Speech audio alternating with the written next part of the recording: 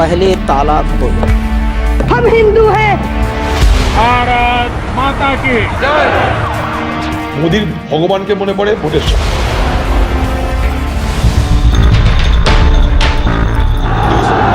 मक्का के उस मंदिर को भी लेना होगा। মুসলমানরা ভারতে থাকতে পারে যদি তার ধর্ম পাল্টায়। प्रदेश के अंदर कोई गौहत्या नहीं कर सकता। এই জায়গাটা আগামী দিনে অখণ্ড ভারতের একটা অংশ হতে পারে। जय श्री राम। मित्रों, मैं बचपन में रेल के डिब्बे में चाय बेचता था। চাওয়ালা থেকে পৃথিবীর বৃহত্তম গণতান্ত্রিক দেশের তিনবারের প্রধানমন্ত্রী Narendra Modi. Mister Donald Trump, Donald Trump, Donald Donald Donald Trump. Donald ট্রাম্পের নাম ভালোভাবে উচ্চারণ করতে না পারা চাওয়ালার ভারতের প্রধানমন্ত্রী হতে কোনো যোগ্যতা লাগেনি। শুধু ধর্মকে পুঁজি করেই তিনি তিনবার বাগিয়ে নিয়েছেন দিল্লির মসনদ। जय श्री राम, जय श्री राम, जय जय श्री राम, जय जय श्री राम। মোদীজির ফেসবুক পেজ থেকে যদি একটু ঘুরে আসেন তাহলে কিছুক্ষণের জন্য আপনাকে দ্বিধাদ্বন্দ্বে ভুগতে হবে। বুঝে উঠতে কঠিন হবে এটা কোনো রাজনীতিবিদের ফেসবুক পেজ নাকি ধর্মীয় গরুর অনলাইনে ধর্মযুদ্ধ চলছে। কখনো গরুর দুই ঠ্যাঙের চিপায়, কখনো হনুমানের চিপায় ঝোপ ঝাড় বন জঙ্গল, এমনকি পানির নিচে গিয়েও চলছে ভক্তদেরকে বলদ বানাবার প্রতিযোগিতা। समुद्र के भीतर द्वारिका जी के दर्शन कर रहा था। সবশেষ লোকসভা নির্বাচনের শেষ ধাপের আগেও দুদিনের ধ্যানে বসেছিলেন নরেন্দ্র মোদী। ভারতের লোকসভা নির্বাচনের শেষ ধাপের ভোট গ্রহণের আগে ধ্যানে বসলেন প্রধানমন্ত্রী নরেন্দ্র মোদী। সবসময় ভোটের সময় দেখবেন ধ্যান করতে ইচ্ছা করে। মোদির ভগবানকে মনে পড়ে ভোটের সময়। যখন যেমন তখন তেমনের এই নীতিতেই চলছে মোদীর রাজনীতি। ভোটের জন্য কোথাও নিজেকে মুসলিম বিরোধী, কোথাও মুসলমানদের পক্ষের লোক হিসাবে পরিচয় দিতেও কোনো সমস্যা হয় না তার। देश की संपत्ति पर पहला अधिकार मुसलमानों का। क्या आपकी मेहनत की कमाई का पैसा घुसपैठियों को दिया जाएगा? কোথাও নিজেকে বুদ্ধ, খ্রিস্টান, শিখ ভক্ত বলে পরিচয় দিতে দেখা গেছে তার বিভিন্ন বক্তব্যে। भगवान बुद्ध के साथ मेरा एक और संबंध भी है। क्रिश्चियन कम्युनिटी के साथ तो मेरा संबंध कोई नया नहीं। बोहरा समाज के साथ मेरा भी रिश्ता बहुत पुराना। जीवन का एक महत्वपूर्ण कालखंड मैंने आदिवासियों के बीच में बिताया। बलिया से मेरा एक भावुक रिश्ता। একদিকে গোরক্ষার নামে ধর্মীয় উন্মাদনা তৈরির কাজটা চালিয়ে গেলেও তার দেশই পৃথিবীর এখন শীর্ষ গরুর মাংস রপ্তানির অন্যতম সফল দেশ। নারীদেরকে স্পর্শ না করার অভিনয় করলেও মাঝে মধ্যে হাত মেলানোর নেশাও আছে মোদীজির। আজ পাশা খেলবো রে জ্ঞান বিজ্ঞানে ভারত অনেক এগিয়েছে, কিন্তু বিশাল জনগোষ্ঠীর এই দেশটিতে এখনো বিরাট একটি সংখ্যা দারিদ্রতা, ধর্মান্ধতা, মূর্খতার অন্ধকারে নিমজ্জিত। সোশ্যাল মিডিয়াতে তাদেরকে বোকা বানিয়ে মোদী এক যুগ ধরে অপ্রতিরোধ্যভাবে ভারত শাসন করে যাচ্ছে। परिवार सब कुछ देश के लिए छोड़ा। बीजेपी के टिकट पर तो कुत्ता भी खड़ा हो जाए हम जिता। ये सच है, अगर कुत्ता भी आएगा उसको भी जिताएंगे। अंधविश्वास नहीं है, हम भक्त हैं। महंगाई मेरे हिसाब से कोई ज्यादा नहीं हुई। अब मैं 10 साल से बनियान नहीं पहन रहा, देखो आप। और मोदी जी भारत के लिए भगवान का वरदान बन के भगवान नहीं, मनुष्य के रूप में नरेंद्र मोदी जी के रूप में अवतार लिया। मोदी जी के रूप में श्री रामचंद्र ने जन्म लिया है। मोदी जी है ना साक्षात भगवान महाकाल जी का अवतार है। वाह मोदी जी वाह। রাজনীতি, অর্থনীতি, ধর্ম কিংবা জাতিগত সম্প্রীতি, আঞ্চলিক প্রভাব থেকে বিশ্ব নেতৃত্বের মঞ্চেও নিকট অতীতের সবচেয়ে দুর্বলতম অবস্থানে রয়েছে বর্তমান ভারত। এই তো বছর তিনেক আগেও চীনা সেনাবাহিনীর কাছে 58,000 বর্গ কিলোমিটার জমি হারিয়েছে দেশটি। স্বাধীনতার পর এত বড় দখলের মুখে কখনোই পড়তে হয়নি দেশটিকে। China has taken away people's land in the area and this has triggered clearly a massive political slugfest. মোদীর বিজেপি সরকার অবশ্য ভারতের ভূমি দখলের বিষয়টি প্রথমে স্বীকার করেনি, যদিও পরে তারা মাত্র 38,000 বর্গ কিলোমিটার জমি দখলের বিষয়টি স্বীকার করেছিল।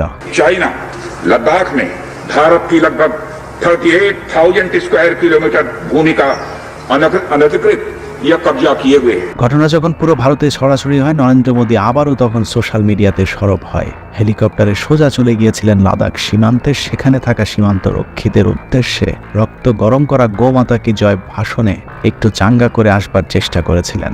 भारत माता की जय। आप मां भारती की ढाल बन करके उसकी रक्षा करते हैं। কিন্তু এটা তো আর বলিউডের বিবেক অগ্নিয়াত্রীর সিনেমা নয়। মোদির সেই সফরের উপহার হিসেবে ঠিক পরের দিন চীনের সেনাবাহিনী আরও ভেতরে ঢুকে ভারতের জমিতে চীনের একটি বিশেষ গ্রাম উদ্বোধন করে যান। China has built a large village in a disputed area in India's northeastern state. এখানেই শেষ নয়, সম্প্রতি বছরগুলোতে মুদ্রাস্ফীতি, বেকারত্বের হার, উদ্ভাবনী সূচক, শিক্ষার মান, জীবনযাত্রার মান থেকে শুরু করে সর্বক্ষেত্রে পতন হয়েছে ভারতের বিভিন্ন সূচকগুলোর। এখনও দেশের বিস্তৃত একটি অংশের মানুষের খোলা আকাশের নিচে মলত্যাগ করতে হয়, তারপরেও তারা মোদিতেই খুশি। हमारे पास लैट्रिन घर में नहीं है, हमारे पास सीवर व्यवस्था नहीं है, अगर संत चलेगा तो सब हो जाता। মোদির আকাশচুম্বী জনপ্রিয়তায় কেউ কেউ তাকে ভগবান বলেও সম্বোধন করতে শুরু করেছে। हमारे माननीय प्रधानमंत्री जो खुद भगवान स्वरूप है, मोदी राम और अमित शाह कृष्ण, वो भगवान है हमारे, हम उनकी पूजा करते हैं। সব শেষ লোকসভা নির্বাচনে এরকমই জয় জয়কার ছিল মোদিময় ভারতীয় গণমাধ্যম, কিন্তু যেমনটা বলা হচ্ছিল ঠিক তেমন ফল পায়নি নরেন্দ্র মোদীর বিজেপি। আগেরবার একক সংখ্যাগরিষ্ঠতা পেলেও এবার শরিকদের নিয়ে গঠন করতে হয়েছে কোয়ালিশন সরকার। যদিও নির্বাচনের আগে 400 আসন পাবার স্বপ্ন নিয়ে নির্বাচনে ট্রেনে চড়েছিল নরেন্দ্র মোদীর বিজেপি। हमारे पास 400 सीट थी, 360 के करीब जीत करके आए। গেল 10 বছরে মোদীর সবচেয়ে বড় ট্রাম্প কার্ড ছিল ধর্মীয় বিভাজন। সেই কার্ডও এবার কাজে লাগেনি। ভারতের মানুষ বুঝতে শুরু করেছে ধর্ম ব্যবসার ফাঁদে পা দিয়ে মোদীকে বারবার ক্ষমতায় আনলেও সাধারণ মানুষ আসলে কিছুই পায়নি। जितना पैसा नरेंद्र मोदी जी ने इनको दिया है ना, उतना ही पैसा हम हिंदुस्तान के गरीब लोगों को देने जा रहे हैं। महालक्ष्मी योजना, पहली नौकरी पक्की योजना, इन योजनाओं के माध्यम से करोड़ों लाखपति बने। খোদ মোদীর সবচেয়ে বড় ধর্মীয় কার্ড বাবরি মসজিদের নির্ধারিত জায়গায় রাম মন্দির তৈরি করেও কাজ হয়নি। উল্টো অযোধ্যাতেও ভরাডুবি হয়েছে বিজেপির। উত্তরপ্রদেশ থেকে পশ্চিমবঙ্গ, এমনকি মোদীর নিজের আসনেও মাত্র 60,000 ভোটের ব্যবধানে জিতেছে প্রধানমন্ত্রী নরেন্দ্র মোদী, যা ভারতের কোনো প্রধানমন্ত্রীর দ্বিতীয় সর্বনিম্ন ব্যবধানে জয়ের রেকর্ড। सम्माननीय आदरणीय दीदी ओ दीदी। মোদীর ধর্মীয় হাতিয়ার দিনকে দিন ভোতা হয়ে আসার কারণ হলো ভারতের মানুষ এখন বুঝতে শিখেছে ধর্ম আসলে মোদীর গদি টেকানোর কৌশল। ধর্মের দোহাই দিয়ে সাধারণ হিন্দুদেরকে গরুর মূত্র আর গোবরের হরেক রকমের লাড্ডু খাওয়ালেও মোদীকে কখনো গরুর মলমূত্র খেতে দেখা যায়নি। বিজেপির জনসভায় মুসলমানদের বিষোদ্গার করলেও প্রয়োজনে আল্লাহর গুণগান করতেও দেখা গেছে তাকে বিভিন্ন সময়। अल्लाह इज रहमान एंड रहीम। গোরক্ষার ঘোষণা দিয়ে গরুর মাংস রপ্তানি করা প্রতিষ্ঠান থেকে ডোনেশন নিতেও সমস্যা হয় না। যেখানে যেভাবে প্রয়োজন সেখানে সেভাবে অভিনয় করে যাচ্ছেন মোদী, অমিত শাহেরা। তবে একটি জায়গায় ব্রাহ্মবাদী মোদীরা সবখানে এক, তা হলো ব্রাহ্মণ আর অব্রাহ্মণ নমশূদ্রদের বেলায়। নমশূদ্র, কাওড়া, বাগদি, পোল, রাজবংশী, এরকম অসংখ্য 6,700টা ভারতে হিন্দুদের মধ্যে অবস্থাটা এরকম কারা করেছে? উচ্চ বর্ণ হিন্দুরা। বর্ণীয় কষাঘাতে পিষ্ট নিম্নবর্ণের হিন্দুরা উচ্চ বর্ণের হিন্দুদের কাছে হাজার বছর ধরে ভারতে নির্যাতিত। মুসলমান, খ্রিস্টান, শিখ কিংবা জৈন সবার সাথে বসানো যাবে, কিন্তু বর্ণবাদী নরেন্দ্র মোদীকে যদি বলা হয় নিম্ন বর্ণের কোনো হিন্দুর সাথে এক ঘরে বসে পুজো দিতে কিংবা একই থালে খাবার খেতে, সেটা একদমই অসম্ভব। 6,700 জাত আছে, তার একটার সাথে আরেকটার বিয়ে দেওয়া হয় না, আত্মীয়তা হয় না, এক জায়গায় বসে খাওয়া দাওয়া হয় না। ওই যে দুর্গাপুজো থাকে না, সার্বজনীন দুর্গাপুজো, তাদের নমশূদ্ররা যদি কিছু প্রসাদ নিয়ে যায় সেটাও নিচে রাখতে হয়, সেটা ওই বেদিতে না হবে না। যে কারণে এবার বিজেপি আরএসএস এর অখণ্ড ভারতের স্বপ্ন দ্বিখণ্ডিত করে নিম্ন বর্ণের হিন্দুরা বিজেপির হেভিওয়েট প্রার্থীদের বদলে মুসলমান প্রার্থীদেরকে ভোট দিয়েছেন। আরএসএস চেয়েছিল মুসলমানদের ধ্বংস করার জন্য। একদিকে জম্মু কাশ্মীর, অন্যদিকে খালিস্তান, চিকেন নেক থেকে লাদাখ সবখানে খণ্ড হবার উপক্রম হওয়া ভারতের কিছু গোমূত্রখোর বিজেপির নেতা এখনো স্বপ্ন দেখছে অখণ্ড ভারতের, যে ভারতে হিন্দু ছাড়া আর কেউ থাকতে পারবে না। মুসলমানরা ভারতে থাকতে পারে যদি তার ধর্ম পাল্টায়। উচ্চবর্ণের হিন্দুদের পরিকল্পনা অনুযায়ী আফগানিস্তান থেকে বাংলাদেশ পুরোটাই হবে এক অভিন্ন ভারত। কেউ কেউ আবার মক্কা পর্যন্ত ভারতের সাথে যুক্ত করবার স্বপ্ন দেখছেন গোবরের জুস খেতে খেতে। हिंदू राष्ट्र बहुत बड़ा स्वप्न है, वीर सावरकर का स्वप्न है, शिवाजी का स्वप्न है। केवल अफगानिस्तान तक नहीं, हमें मक्का के उस मंदिर को भी लेना होगा। তারপরেও কিছুক্ষণের জন্য যদি তাদের সেই স্বপ্ন বাস্তবায়ন হয়েছে ধরেও নেই, তারপর কি? এই প্রশ্নেই বিভক্ত হয়েছে ভারতের হিন্দুরা। সবাই যদি হিন্দু হয়ে যায় তাহলে কি সবাই সমান অধিকার পাবে?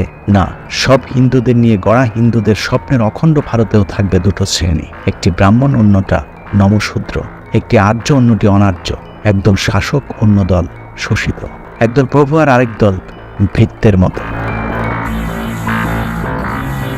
কেমন প্রভু সেটাও একটু বিশ্লেষণের দাবি রাখে, কারণ আমরা যাকে প্রভু বলে ডাকি সেই প্রভু আর এই প্রভুর মাঝে রয়েছে আকাশ পাতাল পার্থক্য। ব্রাহ্মণ নামের প্রভুরা হবেন সমাজের উঁচু শ্রেণী, শুধুমাত্র তাদের থাকবে বিদ্যা অর্জনের স্বাধীনতা। অন্যরা সাধারণ শিক্ষা তো দূরের কথা, নিজেদের ধর্মীয় গ্রন্থ ছুঁয়ে দেখতে পারবে না। সংস্কৃত ভাষায় লেখাপড়া করলে বা সংস্কৃত ভাষায় বললে শূদ্রদের জিভ কাটা হতো, চোখ উপড়ে ফেলা হতো। নমশূদ্রদের অপরাধ হলো যে আমরা শুধু সামাজিক মর্যাদা চাই, উচ্চবর্ণ হিন্দি দিতে চাই। এই বৈশ্য দাবি কেন করলো? তার জন্য উচ্চবর্ণ হিন্দুরা একটা পর্যায়কাল জুড়ে তারা গোয়ালাদের কাছ থেকে দুধ খেতে চাইতো না। একমাত্র ব্রাহ্মণদেরই থাকবে ভগবানের প্রার্থনা করবার অধিকার, কারণ ভগবান ও ব্রাহ্মণ ছাড়া অন্য কারো উপাসনা গ্রহণ করেন না। নমশূদ্ররা পৃথিবীতে এসেছেন শুধুমাত্র ব্রাহ্মণদের সেবা করবার জন্য। সারাদিন কাজ করবে, কিন্তু তাদের সম্পদ অর্জনের কোনো অধিকার থাকবে না। শূদ্ররা যদি কখনো কোনো কারণে কোনো ধন সঞ্চয় করে থাকেন, তবে সে ধন ব্রাহ্মণরা যে কোনো সময় তার কাছ থেকে কেড়ে নিতে পারেন। এখানেই শেষ নয়, নমশূদ্রদের কেউ কোনো নারীকে বিয়ে করতে চাইলে ওই নারীকে প্রথমে ব্রাহ্মণের কাছে রেখে আসতে হবে। ব্রাহ্মণের কাছে পবিত্র হবার পর ব্রাহ্মণ যদি খুশি হন তাহলে তাকে রেখেও দিতে পারবেন, আবার চাইলে নমশূদ্রের কাছে ফেরত দিতে পারবেন। বেদের মুনি ঋষিরা কন্যাকে পর্যন্ত বিয়ে করতেন।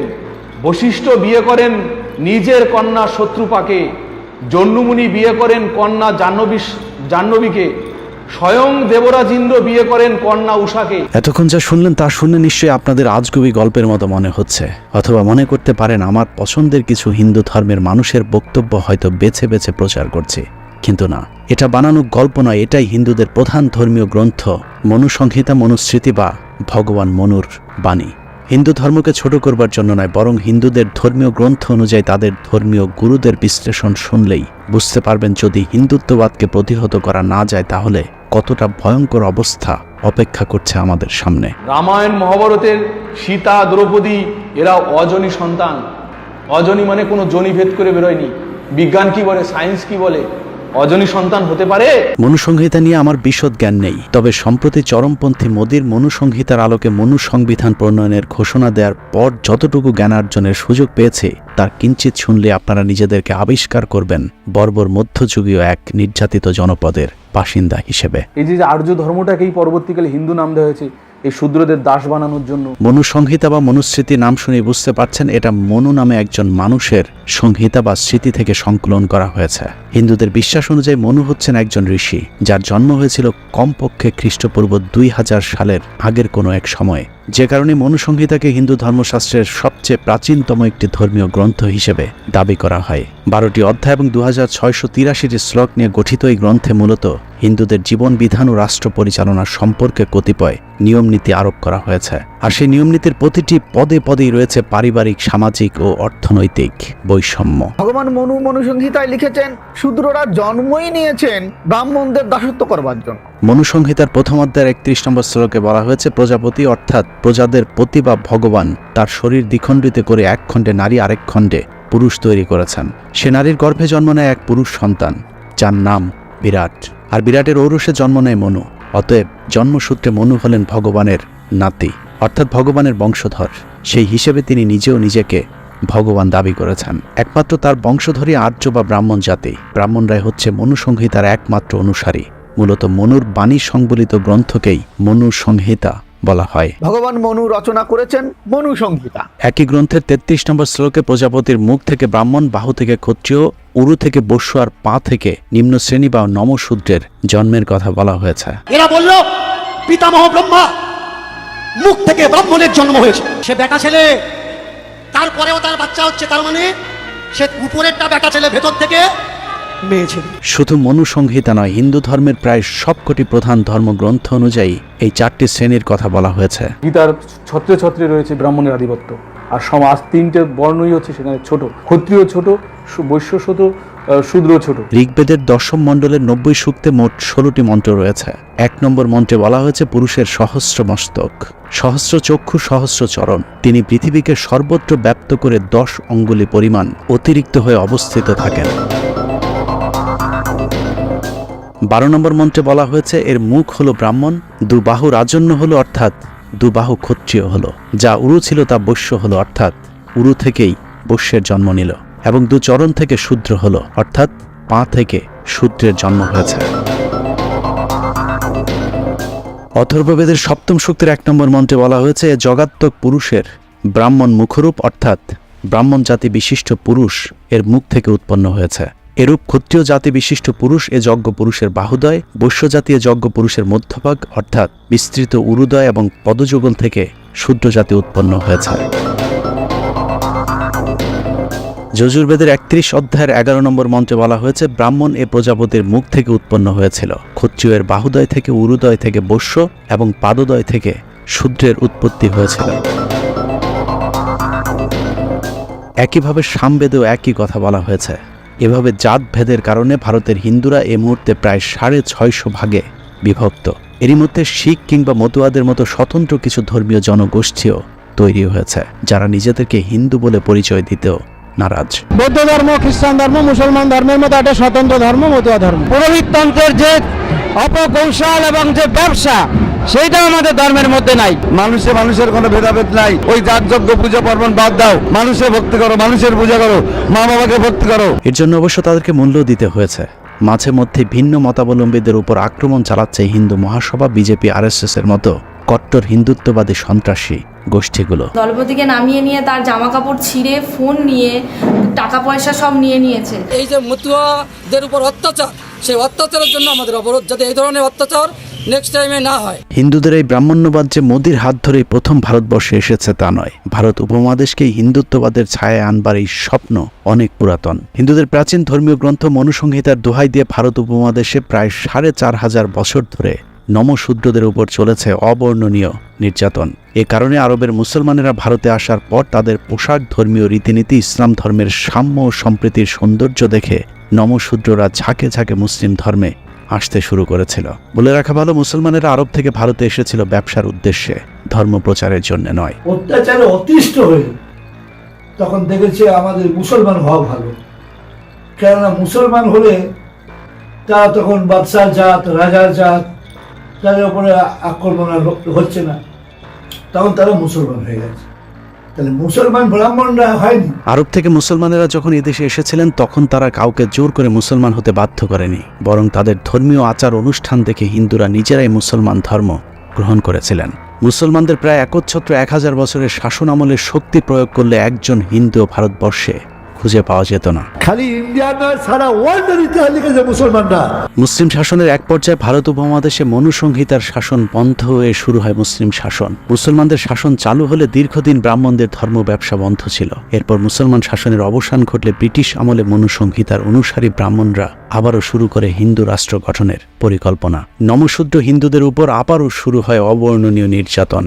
হিন্দু ব্রাহ্মণদের শ্রেণী বৈষম্য এমন পর্যায়ে গিয়ে ঠেকেছিল যে শূদ্রদের বাঁচাতে ইংরেজদেরকে শেষ পর্যন্ত বেশ কিছু কঠোর আইন প্রণয়ন করতে হয়েছিল। এর মধ্যে দাসপ্রথা, নরবলি প্রথা, নববধূ শুদ্ধিকরণের মতো মধ্যযুগীয় প্রথা বাতিল করতে রীতিমতো ব্রাহ্মণদের বিরুদ্ধে ইংরেজদেরকে যুদ্ধ করতে হয়েছিল। এই আইনগুলোর দু একটি নিয়ে কিঞ্চিত আলোচনা করলে বোঝা যাবে কতটা ভয়ঙ্কর নির্যাতন চলেছে নিচু বর্ণের হিন্দুদের উপর। 1831 সালে নরবলি প্রথা বাতিল করা হয়। ব্রাহ্মণদের দাবি ছিল কোনো এলাকায় পোকামাকড় কিংবা প্রাকৃতিক দুর্যোগে ক্ষেতের ফসল যদি নষ্ট হতে থাকে তাহলে ওই এলাকার শূদ্রদের মধ্য থেকে একজন পুরুষকে বলি দিতে হবে। এছাড়া নমশূদ্রদের ঘরে যদি প্রথম পুত্র সন্তান জন্ম নিত তাহলে তাকে বলি দিতে হতো। মূলত ব্রাহ্মণদের এই চালাকির উদ্দেশ্য ছিল নমশূদ্রদের ঘরে যেন পুরুষের সংখ্যা বাড়তে না পারে, কারণ ব্রাহ্মণদের চেয়ে যদি শূদ্রদের পুরুষের সংখ্যা বেশি হয়ে যায় তাহলে হয়তো তারা বিদ্রোহ করে বসতে পারে। তাদের এই চালাকি বুঝতে পেরে ইংরেজরা আইন করে তাদের এই ভয়ঙ্কর প্রথা বন্ধ করেন। 1819 সালের আগ পর্যন্ত হিন্দু সমাজে এক ভয়াবহ প্রথার প্রচলন ছিল। নমশূদ্ররা কেউ বিয়ে করলে তাদের স্ত্রীদেরকে প্রথম কয়েক রাত ব্রাহ্মণ ঠাকুরদের কাছে রেখে আসতে হতো। ব্রাহ্মণদের দাবি ছিল নমশূদ্র ঘরের মেয়েদেরকে বিষমুক্ত করবার জন্য প্রথমে ব্রাহ্মণ ঠাকুরদের কাছে থাকতে হবে। বিষমুক্ত হবার পর তাদেরকে ঠাকুর চাইলে নমশূদ্রদের ঘরে ফেরত পাঠাবে। 1819 সালের ব্রিটিশ শাসন আইন অধিনিয়ম 7 দ্বারা নববধূ শুদ্ধিকরণ প্রথা বাতিল করা হয়। তবে ব্রিটিশরা আইন করে এই প্রথা বন্ধ করলেও হিন্দু ব্রাহ্মণরা তাদের এই আইনের বিরুদ্ধে সশস্ত্র বিপ্লব শুরু করে। এর মধ্যে পাঞ্জাবের লালা লাজপত রায়, মহারাষ্ট্রের বাল গঙ্গাধর তিলক এবং বাংলার বিপিন চন্দ্র পাল, এই 3 কট্টর হিন্দুত্ববাদী নেতার নেতৃত্বে শুরু হয় চরমপন্থী লাল বাল পাল আন্দোলন। এছাড়া কট্টরপন্থী এসব হিন্দু নেতাদের নেতৃত্বে ভারতে গণেশ উৎসব, গোরক্ষা সমিতি, শিবাজি উৎসবের মতো ধর্মবিদ্বেষী কার্যক্রম শুরু হয়। 1880 সাল থেকে 1890 সাল পর্যন্ত 10 বছরে গোরক্ষা আন্দোলনের নামে ভারতে অন্তত 1.5 লাখ মুসলমানকে হত্যা করা হয়। এসব আন্দোলনের মাধ্যমে শুধু যে পুরাতন কুসংস্কারকে ফেরত আনতে চেয়েছে তা নয়, ব্রাহ্মণরা ভয়ঙ্কর আরেকটি আন্দোলন শুরু করেছিল যার নাম শুদ্ধি আন্দোলন। 1892 সালে শুদ্ধি আন্দোলনের মাধ্যমে শুরু হয় মুসলমান ও শিখদেরকে আবারও হিন্দু ধর্ম গ্রহণ করতে বাধ্য করা। বিশেষ করে মুসলমানদের উপরে শুরু হয় ব্যাপক হত্যাযজ্ঞ। ইদানিং আবারও ঘুরে ফিরে আসতে শুরু করেছে লালবাল পালদের গণেশ উৎসব, শিবাজি উৎসব, গোরক্ষা আন্দোলন। বিশেষ করে শুদ্ধি আন্দোলনের উপর খুব বেশি জোর দিচ্ছে বিজেপি, আরএসএস এর মতো হিন্দুত্ববাদী সংগঠনগুলো। শুদ্ধি আন্দোলন মানে রাম রাজত্বে শুধুই রাম ভক্তরা ছিল এবং তারাই থাকবে। কট্টর হিন্দুদের দাবি এখানে অন্য ধর্মের যারা আছেন তারা সবাই একসময় হিন্দু ছিল, অতএব তাদেরকে আবারও হিন্দু ধর্মে ফিরে আসতে হবে। এই আন্দোলনগুলোতে হিন্দুরা কতটা হিংস্র রূপ ধারণ করতে পারে এরই মধ্যে ভারতের মুসলমানেরা তা দেখতে শুরু করেছে। বিজেপি, আরএসএস, হিন্দু মহাজোটের মতো কট্টর হিন্দুত্ববাদী সংগঠনগুলোর অত্যাচারে গুজরাট এবং উত্তরপ্রদেশ রাজ্য দুটিতে মুসলমানদের বসবাস করাই এখন কঠিন হয়ে পড়েছে। রোজ আমাদের একটু একটু করে মারছে, সরকার আমাদের দম বন্ধ করে রেখেছে। গত 5 বছর ধরে এসব সহ্য করে আসছি, এখন তো আরো বেশি বেশি করে হয়রানি হবে। আমাদের উপর মারধর চলছে, বাচ্চারা স্কুলে যেতে পারছে না, রুটি রুজি নেই। বছর 5 আগেও কিন্তু মুসলিমদের জীবন শান্তিতেই চলছিল, বিয়ে শাদিও ঠিক মতোই হচ্ছিল, কিন্তু এখন সব বদলে গেছে। হিন্দু আর মুসলিমের মধ্যেকার মহব্বত একেবারে তলানিতে গিয়ে ঠেকেছে। গোহত্যা বন্ধের নামে মুসলমানদের উপর চলা নির্যাতন সহ্যের সীমা পার করেছে অনেক আগেই, যে কারণে ভারতের অনেক হিন্দুরা মুসলমান হত্যার ঘোর বিরোধিতা শুরু করেছে। ভারতের অর্ধেক মানুষও তাদের ধর্ম মানে না। বিশেষ করে শিক্ষিত জনগোষ্ঠীর প্রায় 100% মানুষ ধর্মীয় বিশ্বাস থেকে বেরিয়ে এসেছে। आप गाय को माता मानते हैं? बताइए, सोचिए कोई जानवर किसी इंसान की माता हो सकती है? जरा दिमाग है आपको कि गोबर भरा हुआ है? এসবের পরেও বিশাল ভৌগোলিক এক জনগোষ্ঠীর বিরাট অংশকে মুসলমানদের উপর খেপিয়ে তোলার চেষ্টা করছে বিজেপি, আরএসএস এর ধর্মান্ধ রাজনীতিবিদেরা। प्रधानमंत्री मोदी जी के द्वारा कार्य किया जा रहा है और साथ साथ गौ हत्या को रोकने के लिए भी बड़ा कार्यक्रम हम लोग प्रारंभ करने जा रहे हैं। उत्तर प्रदेश के अंदर कोई गौ हत्या नहीं कर सकता। যোগী মোদীদের ভারত এখন ধর্মান্ধদের পূর্ণভূমি। এদের ধর্ম ব্যবসার কারণে ভারতের নতুন করে মাথা চারা দিয়ে উঠেছে গোমাতার সন্তানেরা। করোনায় কাঁপছে দেশ, আর এই পরিস্থিতিতে আজব দাওয়াই হিন্দু মহাসভা। হিন্দু মহাসভার দাবি, গোমূত্র খেলে ঠেকানো যাবে করোনা, আর তাই দিল্লিতে হিন্দু মহাসভা আয়োজন করেছিল গোমূত্র পার্টি। কর্ণাটক বিধানসভায় পাশ হয়েছে বিতর্কিত গরু জবাই বিরোধী প্রস্তাব। গবাদি পশু জবাই রোধ ও সুরক্ষা প্রস্তাব 2020-এ কর্ণাটক রাজ্যে গরু জবাই সম্পূর্ণভাবে নিষিদ্ধ করা হয়েছে। ভারতের সেই গোমাতার সন্তানেরা এখন বাংলাদেশকেও সংক্রামিত করতে শুরু করেছে। বাংলাদেশে এরই মধ্যে বিভিন্ন সরকারি অফিস, আদালত সহ বিভিন্ন গুরুত্বপূর্ণ জায়গায় ক্যান্টিনগুলোতে গরুর মাংস রান্না বন্ধ করা হয়েছে। এমনকি গেল বছর পিলখানা সহ বিভিন্ন সরকারি গুরুত্বপূর্ণ এলাকায় কুরবানির পশু জবাই করতে দেওয়া হয়নি। তারা এই পবিত্র ভূমিটাকে নষ্ট করার জন্য এবং এই পবিত্র ভূমি দখল করার জন্য তারা নানাভাবে চেষ্টা করছে। তারা এখানে আল্লাহু আকবার ধ্বনি দিচ্ছে, তারপরে এখান থেকে তারা সেই বারবিকিউ পার্টি করছে, এখানে বনভোজন তৈরি করছে, যেটা হচ্ছে ধর্মীয় নিষিদ্ধ যে সমস্ত মাংস সেগুলো এখানে আহার করছে। এত আলোচনার পর প্রশ্ন উঠতে পারে, ভারতের হিন্দুরা কি চায় সেটা একান্ত তাদের দেশের ব্যাপার, আমাদের তাতে সমস্যা কোথায়? ভারতের কোনো মানুষ যদি গোবরের বিস্কুট, সন্দেশ কিংবা গোবর দিয়ে পেঁয়াজু বানিয়ে খায়, আমাদের কোনো সমস্যা নেই। আমাদের সমস্যা হলো অখণ্ড ভারতের স্বপ্ন দেখা ভারতীয় গোমূত্র বাহিনীর সমর্থকেরা বাংলাদেশে বসেও অখণ্ড ভারতের স্বপ্ন দেখছে। বাংলা ভূমি, এই বাংলা একটা পবিত্র ভূমি, তো সেই জায়গাটুকু আমরা ছেড়ে যেতে চাই না। এই জায়গা যেন আগামী দিনে অখণ্ড ভারতের একটি অংশ হতে পারে, সেই জন্য আমাদের প্রার্থনা, এবং সেই প্রার্থনাটা পূরণ করতে পারে বিজেপি গভর্নমেন্ট। মজার বিষয় হলো, মোনাজাতে নেতৃত্ব দেওয়া গোবিন্দ প্রামাণিক নিজেও একজন নিম্নবর্ণের হিন্দু। এখন প্রশ্ন হলো, গোবিন্দ প্রামাণিক যে অখণ্ড ভারতের স্বপ্ন দেখছেন, সেই অখণ্ড ভারতে গোবিন্দ প্রামাণিক নরেন্দ্র মোদীর বাসায় যে ঠাকুর ঘরটি আছে, সেই ঠাকুর ঘরে গিয়ে কি পুজো দিতে পারবেন? গোবিন্দের দেয়া প্রসাদকে একজন ব্রাহ্মণের বাড়ির ঠাকুরের সামনে রাখা যাবে? উত্তরটি যদি না হয় তাহলে কিসের অখণ্ড ভারত? বরং অপেক্ষা করুন খণ্ড খণ্ড ভাগে বিভক্ত ভারতের এক ভয়ঙ্কর মানচিত্র দেখবার। জেলখানার 4 দেয়ালে বন্দী থেকেও এবারে নির্বাচনে জয়ী হয়েছেন ভারতের পাঞ্জাব রাজ্যের স্বঘোষিত খালিস্তানি নেতা অমৃতপাল সিং। खालिस्तान एक ऐसा शब्द जो भारत में एक सेकंड पार्टीशन करवा सकता है। पीसफुल तरीके से हम एडवोकेट करेंगे कि हमारा एक अलग से मुल्क हो और हम आज़ादी चाहते हैं पीसफुल तरीके से। বাংলাদেশে বসেও যারা অখণ্ড ভারতের স্বপ্ন দেখছেন তাদেরকে বলবো সাম্প্রদায়িক সম্প্রীতি বজায় রাখুন। হিন্দু মুসলিম খ্রিস্টান সকলে মিলেই এই দেশ স্বাধীন করেছিল, অতএব এই দেশটি সবার। আমরা চাই বাংলাদেশে হিন্দু মুসলমান খ্রিস্টান সকল ধর্মের মানুষ সমান অধিকার নিয়ে বসবাস করবেন। আল্লাহ হাফেজ।